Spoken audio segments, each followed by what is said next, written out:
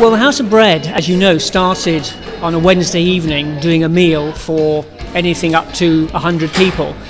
But in that short space of time, if we think back to the end of September 2010, we're now in a position to be able to be doing House of Bread at many, many different locations.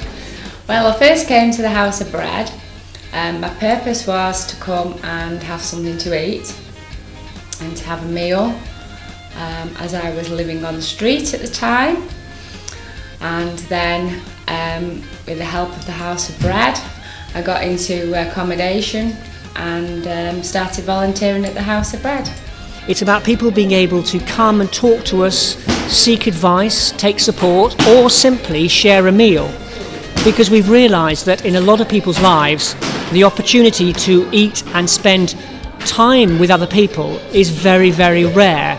And as a society, I think we fail if we don't recognise the importance of being together and sharing a meal. I've been coming for around about 30 weeks now, and I've heard about this from the church I go to down at Crewe. I like it. This is my second home. It is for homeless, but it's also for people vulnerable. It's also for people who are isolated, who will want to come out and socialise, who live on their own and they don't get out, and you know, they want to meet people or just have a social occasion. All are welcome. So it's whoever walks through the door, really. As a development on from Doxy, we now operate Bread Church, and this runs currently out of Risingbrook Methodist Church. And very simply, you come along on a Friday, you learn to make bread, you make 2 loaves of bread, one for you to keep and one to give away to a friend. And that's simply it.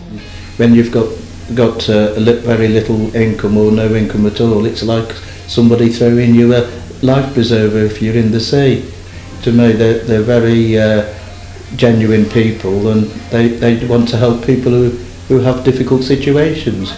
So we get people coming to us who are homeless by crisis in their lives, or maybe they're referred to as sofa surfers. That's somebody who's on your sofa tonight, my sofa the following night, and this might have been going on for 10 or 15 years. And then there's an expanding area of what we would refer to as socially isolated.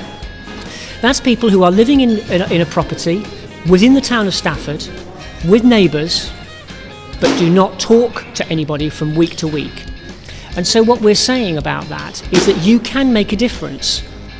The success of House of Bread is not down to me, it's down to the development and the cooperation and the support we get from many, many volunteers.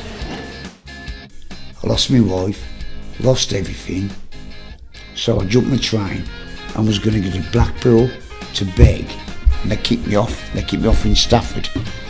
Ended up sleeping in the park, and then it started raining, so I went to Sainsbury's, and I just in the shelter from the church, and I thought, well, that's somewhere that the rain ain't going to hit me.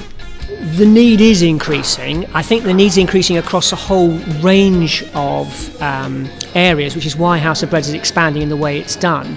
That need particularly addresses families who are doing the level best to try and cope. Mum or dad might be working, but the cost of living is going up far higher than their minimum wage or their 0 contract hours is able to pay them. What we're talking about is sustainability. That's holding somebody's hand in crisis, but also supporting and addressing their needs as they change and as they develop. Because we all need that. We all have our friendship networks, we all have our families. Take both of those away, and many of our friends don't have either of them, and you are on your own in a lonely and hostile world.